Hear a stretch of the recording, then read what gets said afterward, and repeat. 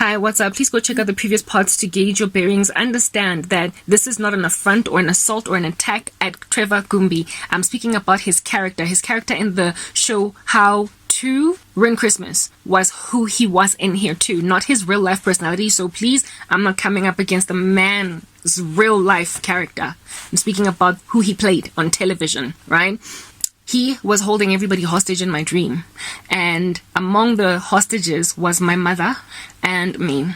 And my mother in the dream looked very super young. She looked my age pretty much. And she was busy lying in bed, much like I'm lying in bed right now, just talking a whole bunch. She was talking a whole bunch, ne? And she appeared to not be scared of him. She appeared to not be scared of him in the way that everybody else was just like freaking out at this guy, right? And here it is that I'm in the room and I'm observing all of this activity. I'm one of the hostages. Everybody's freaking out. They're trying real hard not to, move in a strange way. But my mom had a strange and very ominous bravery that was essentially dangerous for her to be that way. And I wanted her not so, I did actually. She was talking a lot. I wanted her to keep quiet so that this guy would not pay attention to her. He was trigger happy. He kept on taking his pistol and knocking on his head like this, like somebody who's very agitated, and he was very upset, and he kept on brushing his head, scratching. Yeah, he was very, very erratic, and you had to be careful with him. There then was this little trench on the corner of the room that people would lie in, and I have no idea what that even meant, all right?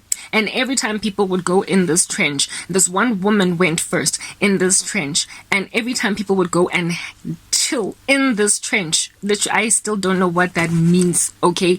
He would go up to them, very irritated and upset with them, and start, this one lady went in there first, and he took his gun, and his gun got converted. It was morphing between a blowtorch and a gun. So when he released the trigger, sometimes fire would come out and burn their rear ends, right? Or actual bullets would come out and kill them. So basically, whatever his gun morphed into, you were better off with one option versus the other. The blowtorch just burned your buttock, but you could live and go to the hospital. But the gun, these are bullets going straight into your body, you could die. And he shot, he released rounds out from this gun of his, which these people that were in the trench, this one woman that was in the trench, and when she got blowtorch, I saw the blowtorch, but then I also saw it morphing into a gun in certain parts. I started to be fearful and wonder, goodness, did that woman die? Did that woman get killed by this psycho that is busy holding every one of us hostage? Mind you, he was was holding us hostage, but he had a partner in crime. There was another man in the room that was sort of kind of keeping his hostages in a bunch and helping him in this hostage takeover type setup thing. After he shot that woman that was in the trench, I did not know if at all they died. All I know is that some colleague that I remembered from some organization that I worked with was in and of herself a hostage, scared in the situation, but she collected the bodies of the people that were getting hurt, whether they were alive or dead, and an ambulance would appear and take them away. An ambulance would appear and take them away, and she was the one that was carrying them on her body to put them on the stretcher. And I was never certain as to whether or not they died, because like I said, it was morphing this gun of his from a blowtorch to a gun, and then a gun and a blowtorch. And if it was a blowtorch, all it did was just burn their feet or burn their behinds, because the trench, they were lying in it in a way where he was shooting from the bottom where their feet were at. So if you went to the trench, that's where you were in danger. He was also irritated with the fact that my mom, who was lying in bed chatting like I'm chatting right now, with little to no fear in her, he was irritated that she kept on talking, and that's what caused him to, the gun of his, that he kept on doing that. He kept on doing that because he was annoyed. You could tell that he didn't want to kill, but he was often driven to killing by that agitation of his. Right? That's why his little gun morphed from one that could release live rounds into a person's body to into the alternative of the blowtorch that only just hurt people's feet or their rear areas. The whole scene progressed and progressed and progressed, and it was like a whole, what appeared, it could have been hours in my dream that progressed while we were all in this hostage taking situation. And then my mother decided to go to the trench. My mom decided to go to the trench. So it's like people who were going to this trench were risking their lives And my mom had this bravery and this fearlessness on her that I just did not understand. Something that she does not wear in waking life at all. She is quite the coward. She cowers. Like she's not a cut above the rest when it comes to doing brave stunts like everybody, right? When she went in there, I freaked out. I freaked out because there were so many other people in the room, and you know how you're selfish for your own family members. And I remember thinking, this dude is trigger happy and he's agitated, and I don't know what's going on with him. Do not provoke him. Do not provoke him. My mother went to this trench and she laid in it. Again, I don't know what the trench was about. It looked like a trench or a gutter, something that released water. I think it might actually represent a table on the occult that you put yourself on because of your deeds, because of your bravery, because you literally, like you get highlighted by the occult because of what you're doing. They notice you, they pick you up, and so they target you, and so you're like one that is almost like a stiff on a cold bed. They experiment on you, they target you. And my mother got into this trench as she was talking too much, and then she got into this trench. When she was in there, this dude went there with his gun. My heart was pounding. At which point, because it was a man, I decided that, you know what, I'm going to try and talk this guy out of releasing us and letting us go, because my mom is too brave for my liking. And so what I'm going to do is just negotiate in a very seductive, like mesmerizing way to this guy to leave us alone, all of us, to let us go.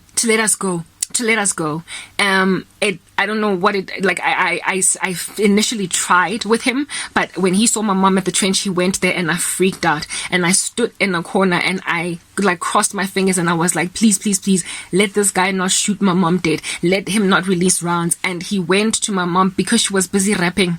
I remember how I told you she was busy talking and she was brave, and no matter how much this guy was irritated, she just kept on talking anyway. I just like I crossed my fingers and hoped that he would not, in his irritation with her, just decide to shoot her dead.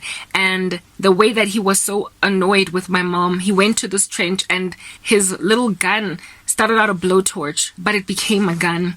And I saw him pull the trigger multiple times into my mom's body. Like he shot her. Ba, ba, ba, ba, ba, ba, ba, ba. More times than I could count. And I had no idea if my mother was dying or dead or what was going on in there. And while he was doing this, I negotiated with him to stop shooting my mom and to come talk with me. It's like I was trying to mesmerize him, to flirt my way out of him killing my mother, out of him killing my mom. I had to stop him. I prospered to wean him off my mom, but not before he first released some live rounds. And after he got away from my mom, again, the chick from my old company that was busy helping people get collected by ambulances took my mom and put her on a stretcher, and the ambulance came and took her away. So I had no idea at that stage if my mother was shot fatally or if she was just merely injured or what, but I knew that this guy shot her with bullets and it was not just a blowtorch. But I was still in this room, and for whatever reason, even after my mom was taken away, I stayed and I still tried to negotiate with him. I still tried to mesmerize him. I still tried to flirt him down, and he was stubborn. He was getting cajoled to a certain extent by what would be my flirtation, but he was stubborn in it. It's like he was a baby, a big fat baby, on some, but I'm upset, but anyway, it's fine, it's okay.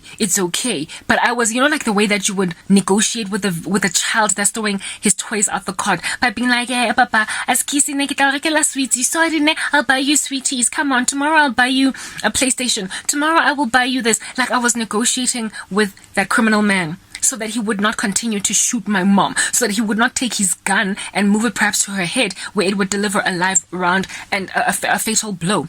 I ultimately got him into some kind of a subdued state, and the ultimate result of that whole, activity was that he finally agreed to let us go. He finally agreed to let me go, but by the time I was done negotiating with him, I was the only hostage in the room. So there was not even any need for me to continue to negotiate with him because everybody else had slipped out during the time when I was busy cajoling and, mesmerizing this buffoon. Of course, I ran home immediately to try and find out what's going on with my mom. Does she live? What's going on? And when I got to the house, I got into the kitchen and it was empty. There was nobody in the house. I looked outside the bathroom window and the property was not the same as it is. You know how dreams are weird like that. It was a mix of many houses that I knew from the past. Again, evidencing a whole bunch of witchcraft and activity going on. And outside the yard was gravelly. There's no gravel in this joint. Everything is tarred or paved type thing. Evidencing just some form of regression. And my little sister, I saw her outside with a whole bunch of friends. And it's like they were going to a party. Like, it looked all live, and it was by friends. It was mixed races, like a whole, like, there were white girls, there were black girls, and all of them were going to a party in some drop top car. And I called her. My sister and I currently don't have a relationship because, we're strained like that. I already spoke about that the other day. But because of the fact that I know that my mom was injured, I had to talk to her. I had to find out, did she come home? Is she in the hospital? What do you know? What do you know? I come from a hostage taking situation. I have no information. Please tell me. And I called out her name. I was like, sister, talk to me before you go to your party, to your club. What happened to our mother? And my little sister was like, oh, fine, Karabo, I left you a letter on the kitchen counter explaining the whole situation. And then I read the letter. Let's move to the next part because we're already speaking for too long.